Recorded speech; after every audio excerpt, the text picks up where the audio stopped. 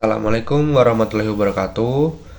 Perkenalkan, nama saya Fadnur Abdurrahman Marta dengan NIM 25190410109 dari Prodi Rekayasa Perancangan Mekanik.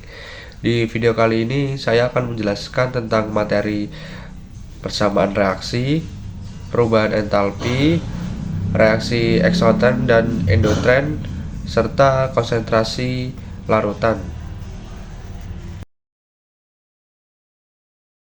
Baik, materi yang pertama yaitu persamaan reaksi. Persamaan reaksi merupakan representasi simbolis dari suatu reaksi kimia yang menggunakan rumus kimia untuk menggambarkan zat-zat yang terlibat, baik prereaksi, reaktan di sisi kiri maupun hasil reaksi produk di sisi kanan. Persamaan ini memberikan informasi tentang identitas dan kuantitas zat-zat tersebut, termasuk kondisi fisik masing-masing zat, padat, cair, gas, larutan. Selain itu, persamaan reaksi juga menunjukkan perbandingan mol zat-zat yang bereaksi melalui angka koefisien yang diletakkan di depan rumus kimia. Persamaan reaksi ini umumnya digunakan untuk menjelaskan berbagai fenomena sehari-hari seperti fotosintesis pada tumbuhan, pembakaran, pencernaan makanan, fermentasi, pembentukan karat besi, dan proses pengolahan makanan seperti membuat roti dengan soda kue. Penggunaan persamaan reaksi membantu memahami zat-zat yang terlibat perbandingan jumlahnya dalam suatu proses kimia.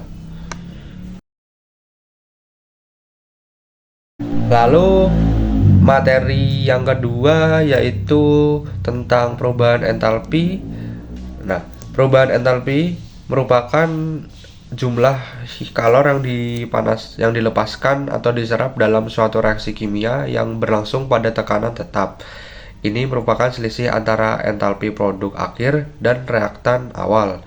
Jika delta H bernilai negatif, reaksi bersifat eksotermik, melepaskan panas, sedangkan jika positif, reaksinya endotermik, menyerap panas. Jenis-jenis perubahan entalpi ada perubahan entalpi pembentukan standar, kalor yang dilepas atau diserap saat 1 mol senyawa terbentuk dari unsur-unsurnya dalam keadaan standar. Terus ada perubahan entalpi pembakaran standar, kalor yang dilepas atau diserap 1 saat mol zat terbakar sempurna dengan oksigen pada kondisi standar.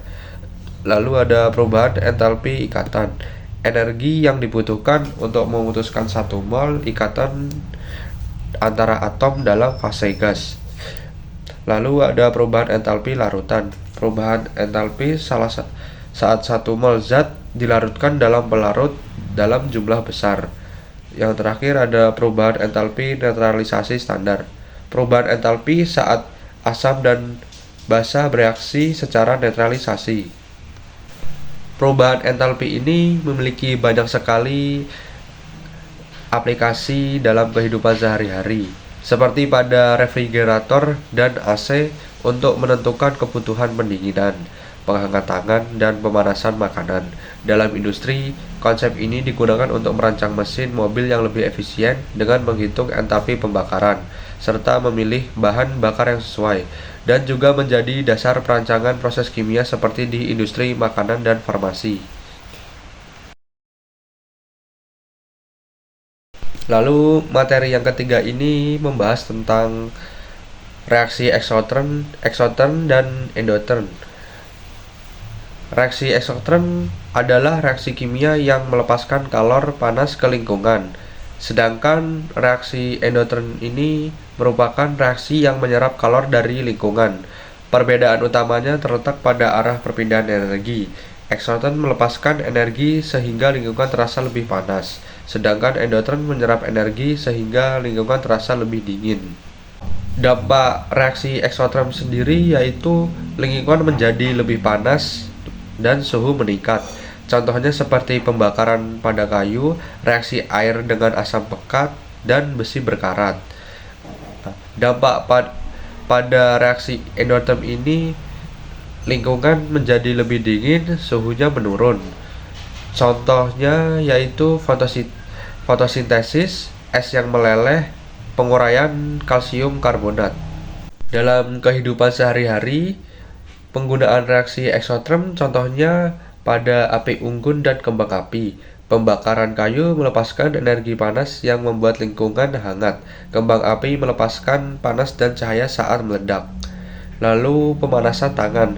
Beberapa produk penghangat tangan bekerja menggunakan reaksi eksoterm yang melepaskan panas saat bahan-bahan di dalamnya bereaksi. Lalu ada setrika. Proses pemanasan setrika memanfaatkan prinsip eksoterm untuk menghasilkan energi panas.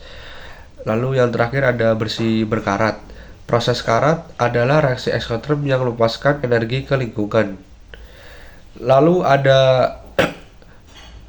penggunaan reaksi endoterm, contohnya yaitu menggoreng makanan.